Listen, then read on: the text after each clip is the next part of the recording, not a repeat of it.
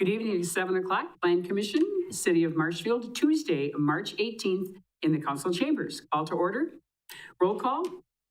T-Strike. Here. O'Reilly. Here. Frederick. Here. Caprillion. Here. Bernardi. Here. Meyer. Here. Approval of agenda.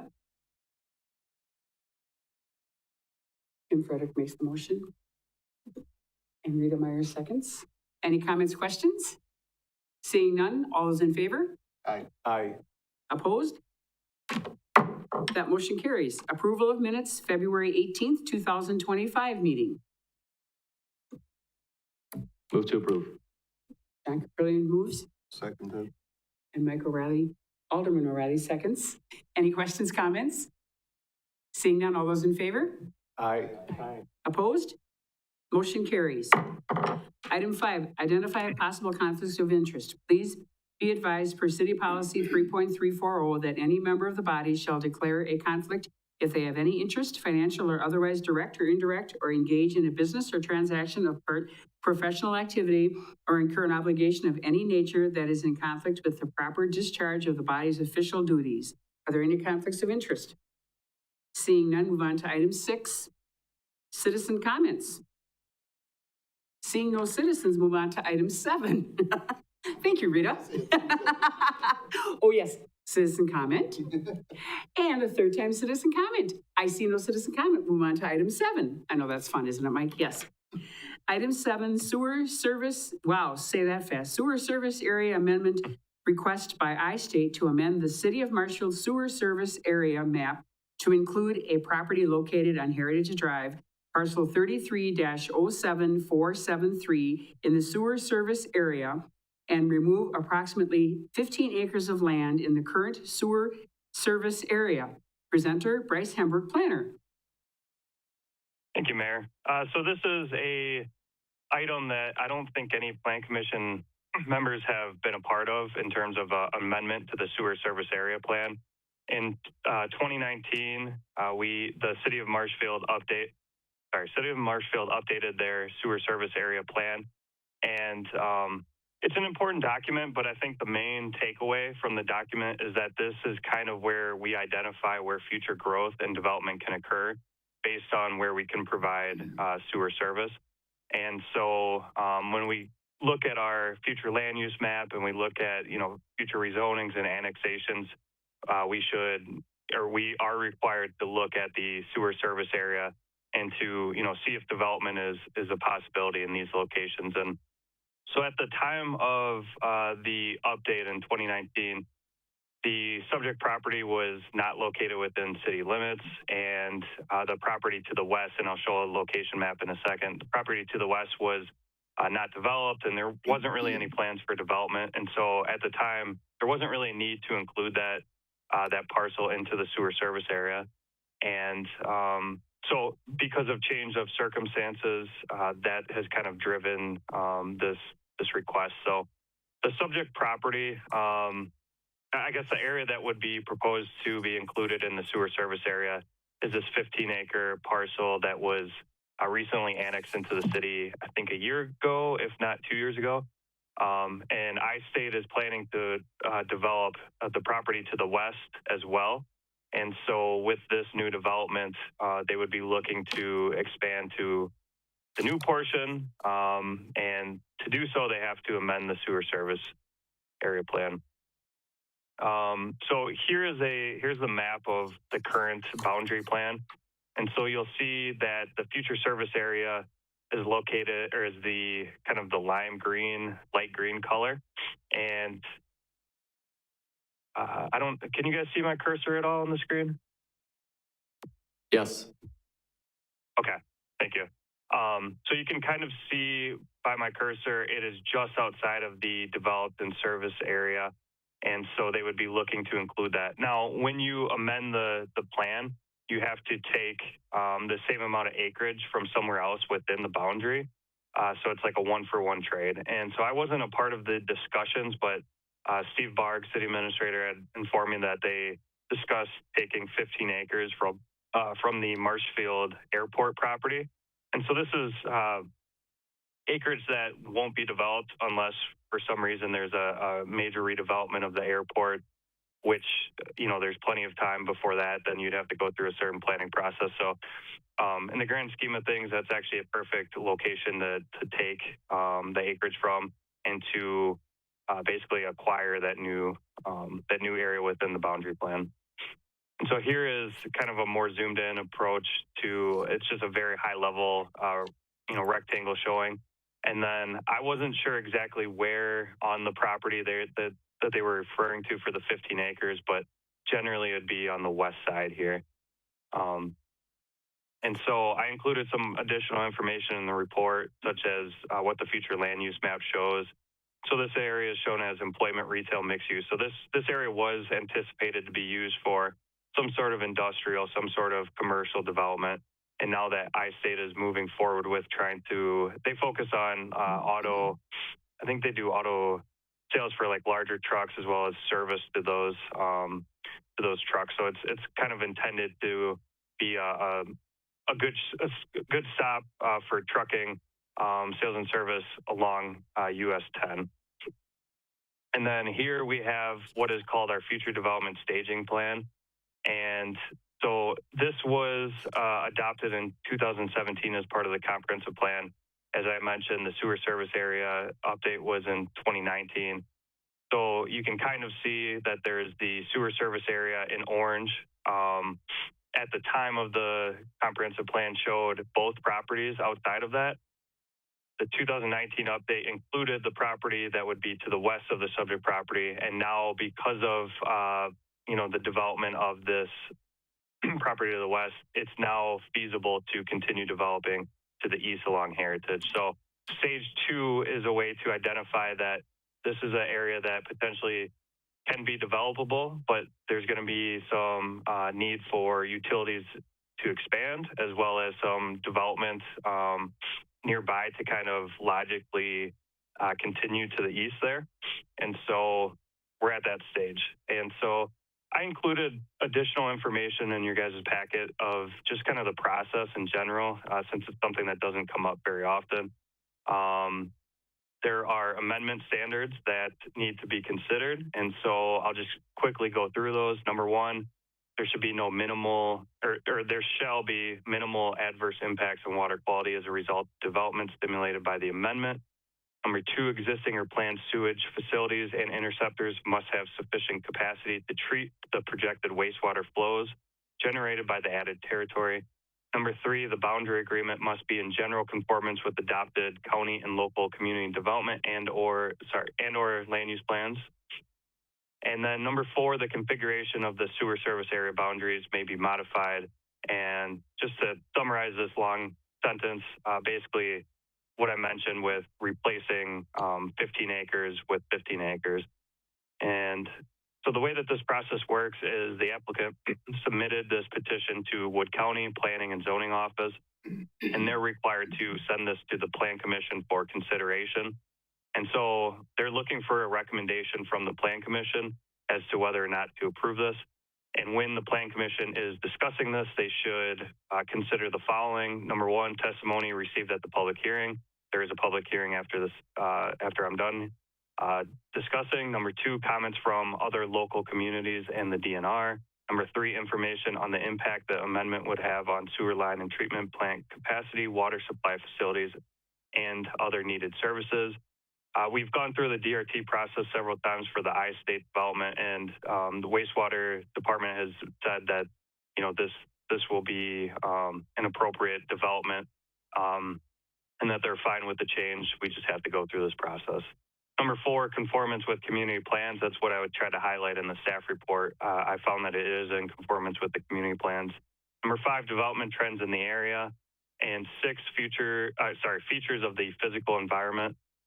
And then a general conformance with the adopted sewer service area plan goals and objectives. I did a lot of research, that way you guys didn't necessarily have to, and I concluded that it is conforming with the sewer service area plan goals and objectives. So there's a lot of information that I just went through, but if you guys have any questions, I can try to answer as best as I can. So my recommendation would be to recommend approval of the sewer service area amendment request by iState to amend the sewer service area map to include a property located on Heritage Drive in the sewer service area and remove approximately 15 acres of land in the current sewer service area. So ultimately, this is a recommendation to Wood County. They can make changes that they see fit, but they will take your recommendations into consideration when they're making that decision. Thank you, Bryce. Public hearing is now open. Are there any comments in public hearing? Any comments in public hearing? Seeing none, public hearing is closed. Thank you for the comments. Now we need a motion and a second. Move to accept staff recommendation. John Caprillion, Yeah, I'll second that. second by Kim Frederick. Are there any questions or discussion? My only question is, are there any other utility type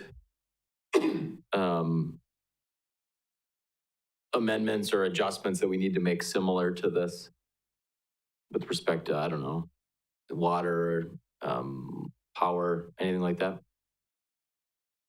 No. So with the development on the western parcel here, there's already utilities by the Quick Trip.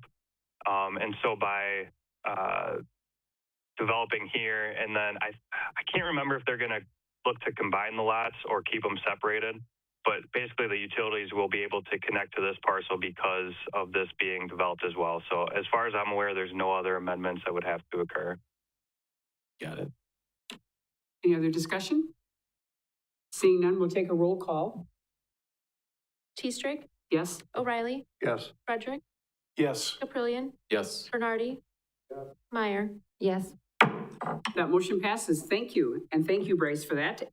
Number 8, municipal code amendment request by the city of Marshfield to consider text amendments to section 18-65 8E residential accessory structure and section 18-106 3C fencing standards to remove the ability to request an exemption to the requirements through the issuance of the conditional use permit. Presenter, Bryce Hembrook, planner.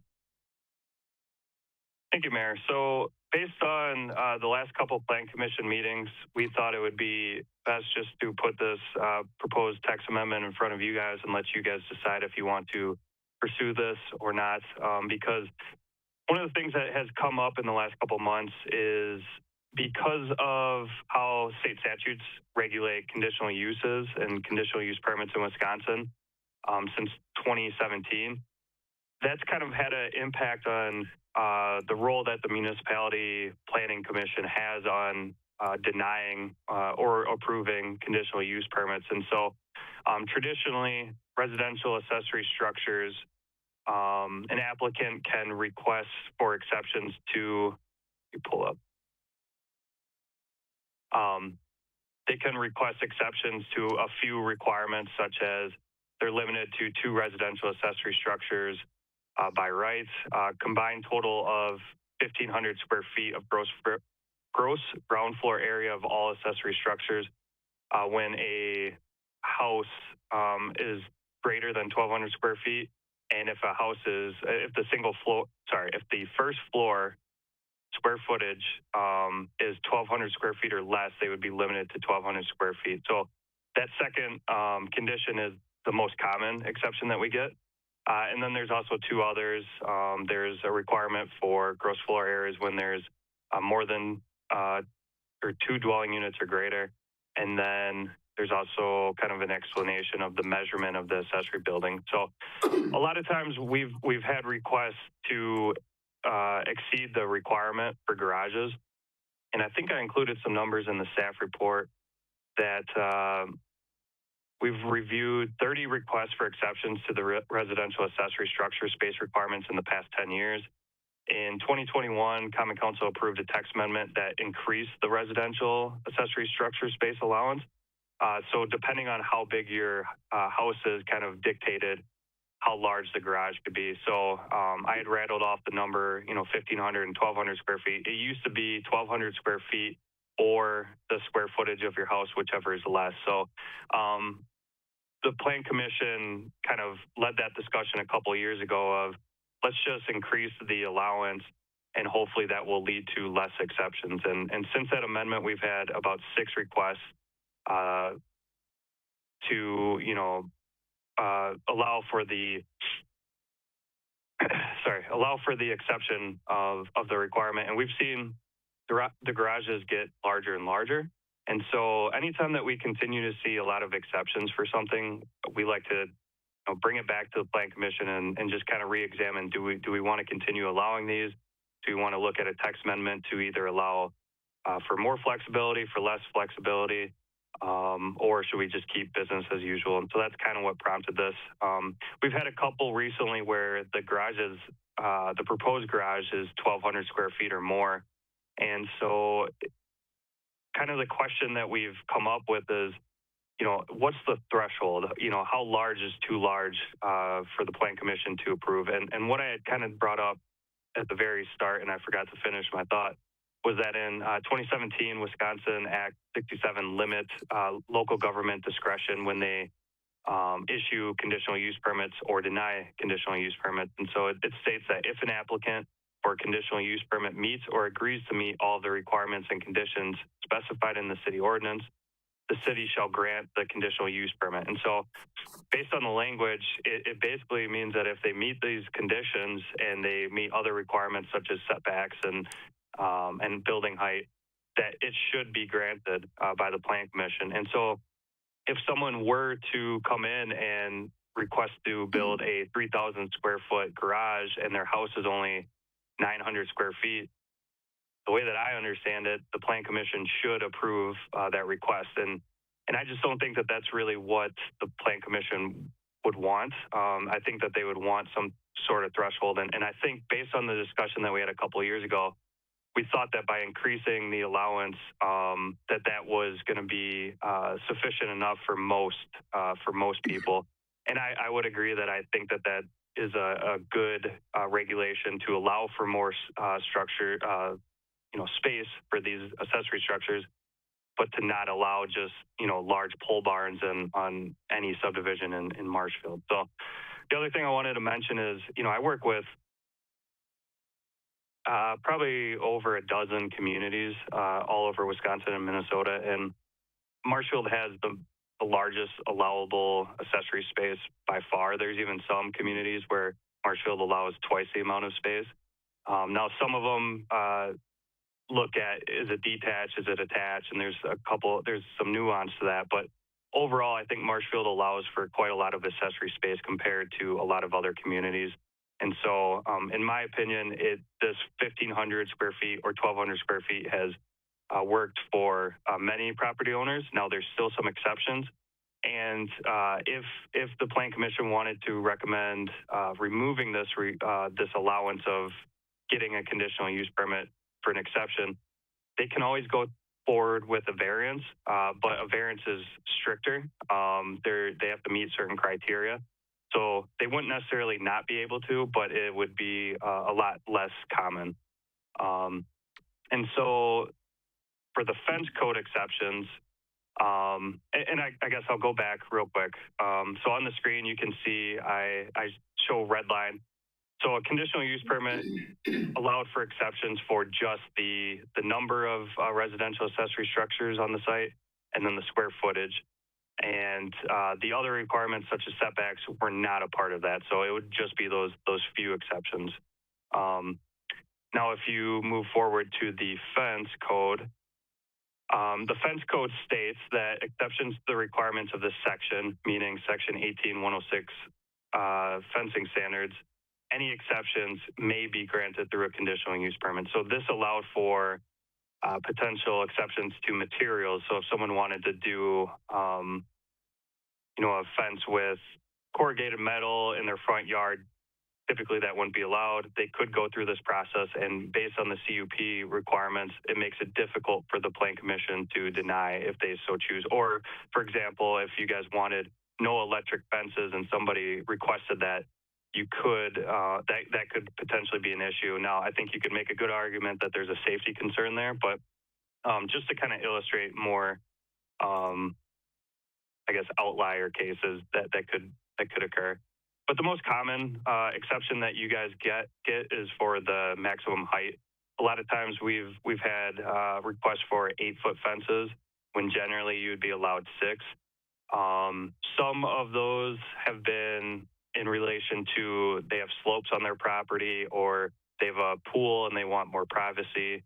And then there's others that just simply want a taller fence. And so one of the things that was brought up a couple months ago is, should there even be an exception for that? The code states what it is. That's how it should be. And that's generally what I see in most municipalities. I don't see too many exceptions to fence standards. So just wanted to mention that. But there are a number of things that you could get exceptions for. So one of the things that Plan Commission can determine is, if you don't want to necessarily allow fence height exceptions, are there other exceptions that you would want to allow, such as materials?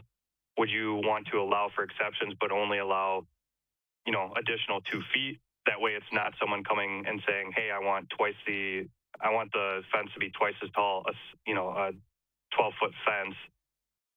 You could look into doing certain criteria that they would have to meet. So at this point, I just wanted to show what I think could be a possibility in terms of just eliminating the exception. And then if there is a unique situation, they can go for a variance. However, there could be an opportunity to be more specific on what exceptions can be granted. So from there, I would just be looking for any feedback that you guys would like to have. But overall, I did recommend let's see here. Or I did not, sorry, I lost my power.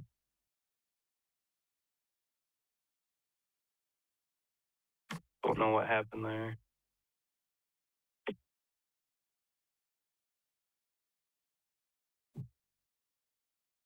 So the recommendation was actually per the discretion of the Plan Commission. However, if the Plan Commission decides to recommend approval of an amendment, they should clearly state the motion with preferred changes and recommend staff prepare an ordinance for Common Council consideration. I'm sure you guys probably have questions. I kind of had a long-winded explanation, but I think just based on what I've been hearing the last couple months, I thought it was important just to bring this back and see what you guys are thinking about this. So because these are kind of more common exceptions that we've been getting. And so I think it's just a good time to kind of re-examine, especially in these early months where there's not as many Plan Commission items. So with that, that is all that I have, Mayor. Okay, thank you. Public hearing is now open. Any comments in public hearing? Any comments in public hearing? Seeing none, public hearing is closed. Now we need a motion and a second, and then we can have discussion. And Bryce, I'm not sure can we have discussion first before we do the motion? Because we're not sure what we're motioning on. Is that correct? Yeah, so typically you'd want to have a motion first and then discussion. We've allowed discussion before, but I think it would be cleaner. So what you could make a motion on is you could make a motion on as presented. So I included those 2 attachments, the draft red line ordinance. You could make a motion on those and then have the discussion. And if you wanted to amend that, you can certainly do that as part of the motion. That's probably how I would recommend it. Yes. And Bryce, I don't want to override you, but I just want to interject that when staff gives at your discretion, typically we would allow conversation before a motion, since you're really leaving it very open-ended if you want to make modifications to what's recommended or being out there as it's discretionary. Works for me. Thank you. Okay, so any discussion, any ideas, any questions for Bryce? I have a Yes, question. John. Yes. How often are we getting applicants that come in and they want either a garage or a fence, and they kind of ask what their limits are and then maybe adjust their expectations or conform to what they learn the limits to be versus applying for an exception to get something maybe initially they had in their head? Yeah. That makes sense? I'd say that so Bob Larson, who is the zoning administrator now, he's the one that would mostly work with property owners on this. So I guess I don't know for sure, but I would say that most people that there's a lot of people that wanted a larger garage, and then we told them what the requirement is. And we explained that going through the plan commission, it's a $300 fee. You have to wait a month. You have to go through several meetings. We kind of explained the process. And I'd say that most people end up just revising their plans. That way they can get it approved, by Bob. I don't know exact numbers, but I'd say it's definitely more common. Most people will kind of take that information and make something work for them. Now there's other people who they're pretty set on that. For example, the last request that we had, they wanted to purchase the property next door, combine the lot and put a pretty good one. So they were pretty much going to go with that option no matter what. But I'd say the majority of people kind of change their plans to meet code. Thanks, Bryce. That was kind of my expectation of what I thought you'd say there. And if I could just jump in. So since we changed the code in 2021, I would say it definitely reduced. We still have had 6, which is a decent number, but whenever I had talked to people, that increase helped a lot of people build, a large enough garage. And one of the common complaints that we keep getting from people is, we just need more storage. Our house, as you have kids, as you have, pets and stuff, you just have more things to store. And one of the other things we considered a couple of years ago too is the city is kind of restrictive on where you can do self-storage facilities. And so you have to go through a conditional use permit, and I think it's only allowed in the general industrial and then as a adaptive reuse in the commercial district. But it's kind of hard to get those, and so there's not really a lot of storage units available within the city. And so this was kind of a way to say, all right, we'll increase it by a couple hundred square feet in certain situations, and that's kind of addressed, I think, most people's. It's kind of worked for most people. Now there are some people, but that's common for when you do zoning. There's going to be people that just aren't going to be able to meet the regulation, and that's just the way it is, unfortunately. And would you say it's pretty much the same on the fence side of things? Where? Yeah, I think the fence side of things, a lot of times they want 8 feet, but then after kind of talking them through, they tend to just go to 6 feet without really wanting to pursue that. I think the people that have gone through the fence exceptions, there was more of a concern for their privacy, as one of the last items that one of the last fence requests that you guys had, there was a concern with privacy and security before that. So there are a couple cases where they just really don't want to go any other way. But I'd say that most people's concerns are, once again, they kind of revise their plans accordingly.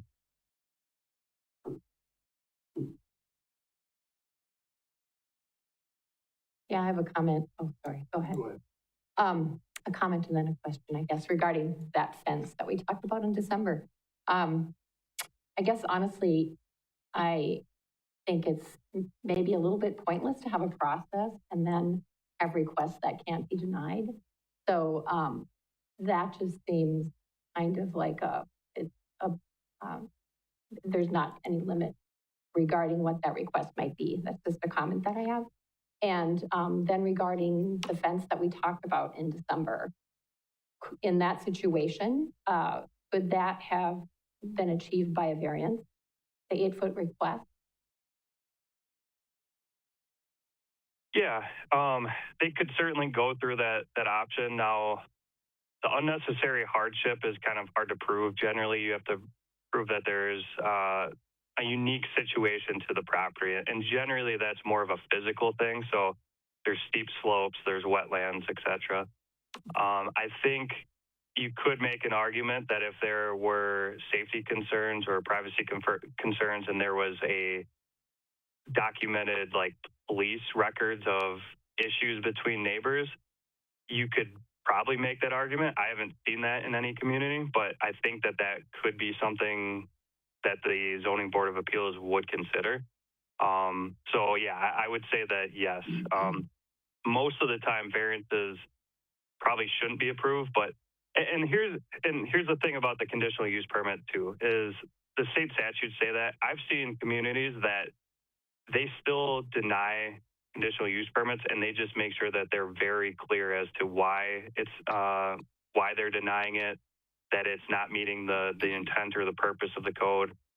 There are communities that do deny it, but it's important to just let you guys know that there could be a potential legal issue for just denying something just because you don't like it. So that's kind of where that's at. Is there's a little bit of ambiguity. I can't talk today. I think you guys know where I'm going with that word. Yep. But there is a little bit of a gray area when it comes to that.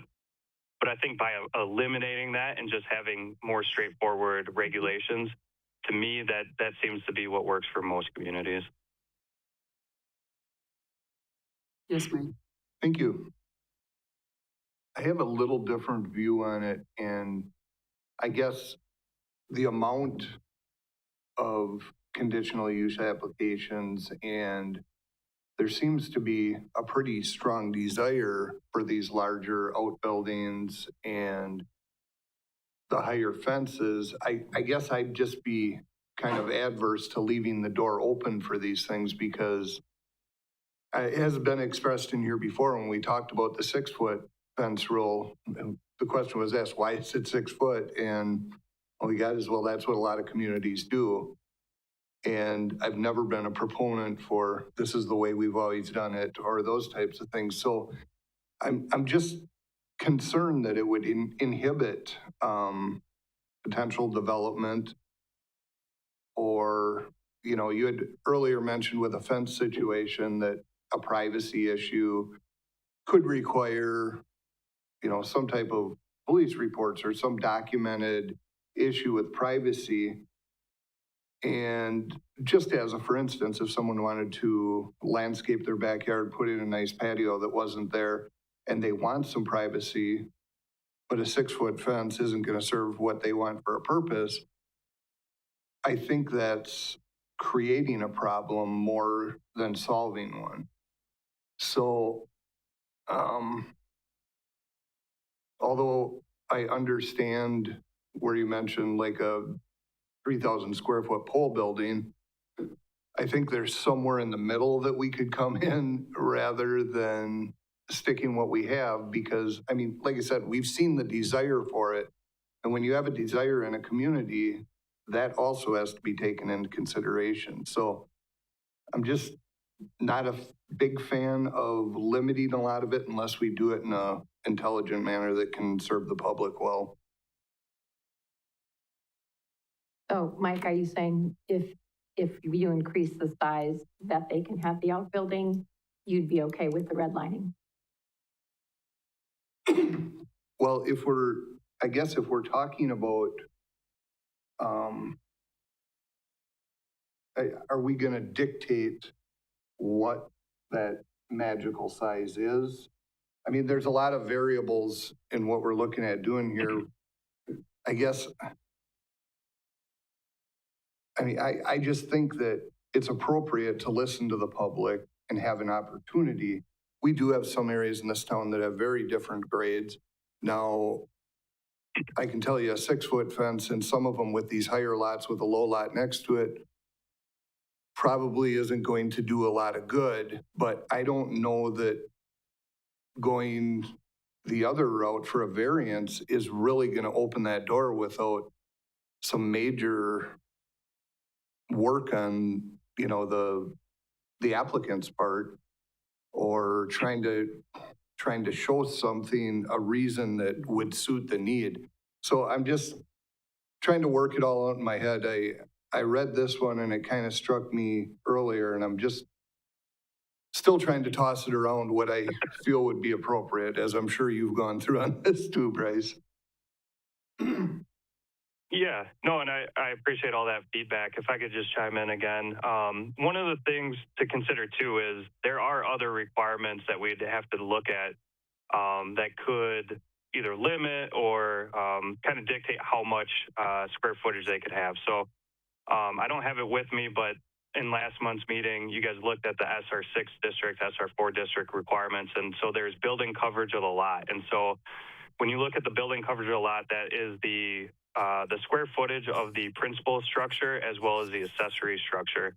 And it has to meet, it can't exceed a certain limit. So I think the most common limit is 40% of the lot can't be occupied by either a principal structure or an accessory structure. So one of the things that we talked about when we updated the code in 2021 is for a lot of these properties, that's what's going to dictate kind of how large that they can go.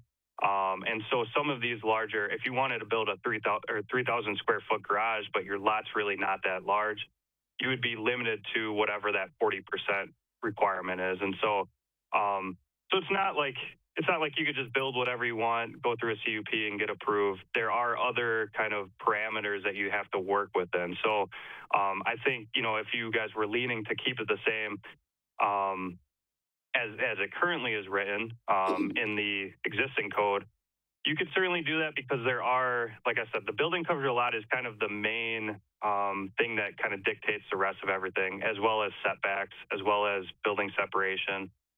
So if you're on a smaller lot, you're more limited than if you're on an SR2 lot, which is larger, or if you have like an agricultural land, that definitely changes what you can do with that. So I did want to just mention that it's not like this exception is, if you go past a certain point, you can get approved if you go through a CUP. There's other factors that we have to look into when approving it, and those generally limit anything being, too large on the site.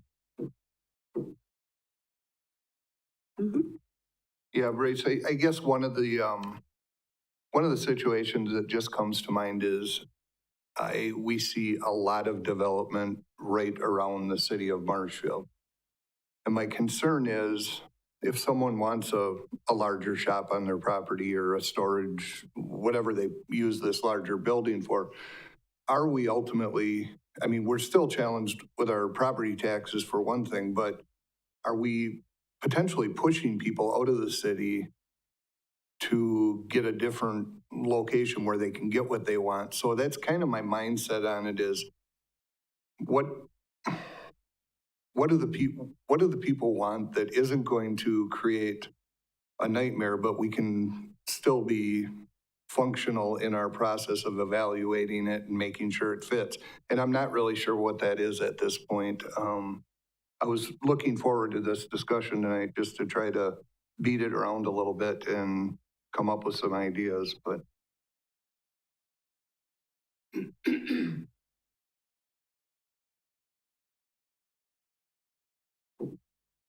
I have a question. If there wasn't another answer to Mr. O'Reilly. Go ahead. Oh, okay. Well, I was just wondering if there have been instances in the past where we approved a conditional use permit and really it wasn't in the best interest of the city. Because it's hard to deny one. Have there been instances when the plan commission pretty much said, yeah, we have to? I kind of think the one we did recently was not in the best interest of the city. The fence? No, the accessory structure. Oh, I wasn't here last month? Yeah. I wasn't. Oh, so it was in the new subdivision, and they're buying the lot next door and putting a large accessory structure on that lot that would otherwise have been buildable for another single family home. Mm-hmm.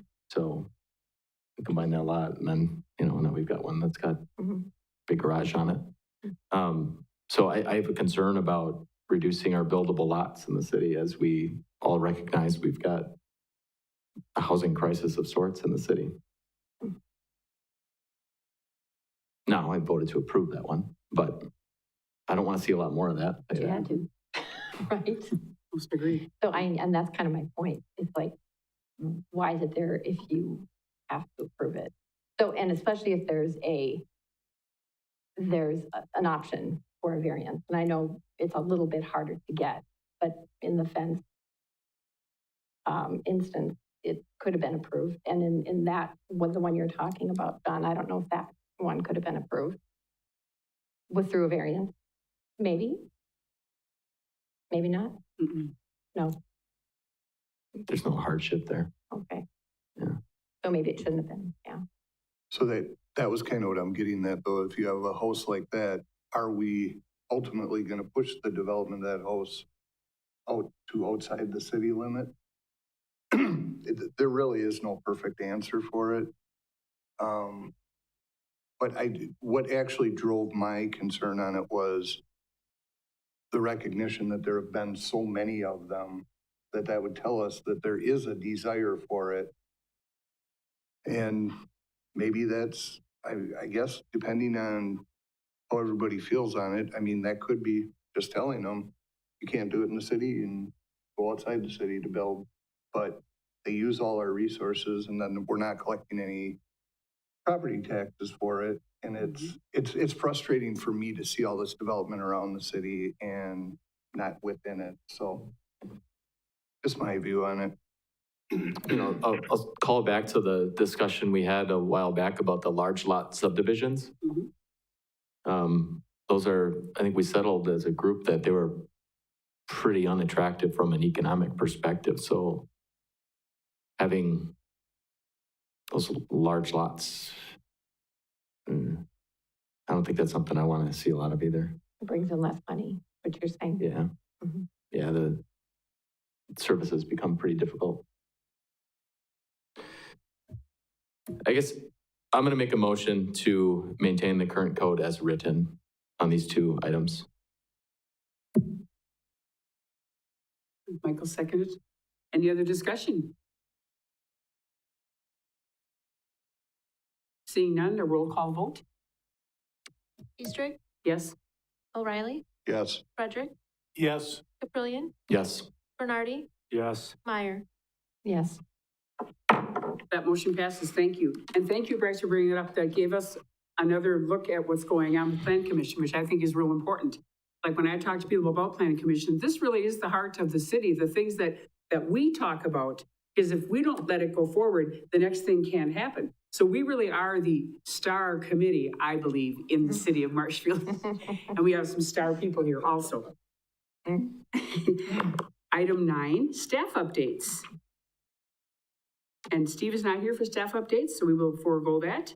Item 10, items for future agendas. Anybody have any ideas? Seeing none, who would like to adjourn the meeting? And Mayor, if I could actually just quickly jump in. Oh, absolutely, Bryce, sorry. Yeah, so I'm currently working on, we had talked about allowing more residential types in the SR6 district.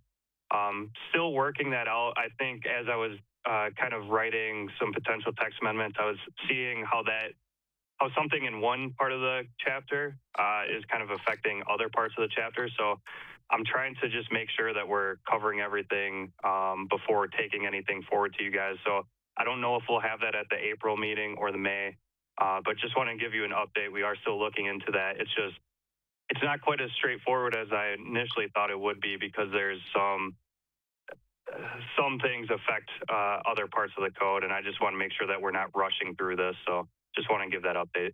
Okay, thank you. That's perfect. That's good to know. Absolutely. Okay, so number 11, Mike is going to adjourn, and who would like to second that motion? Rita Meyer. We are adjourned. Thank you, everyone.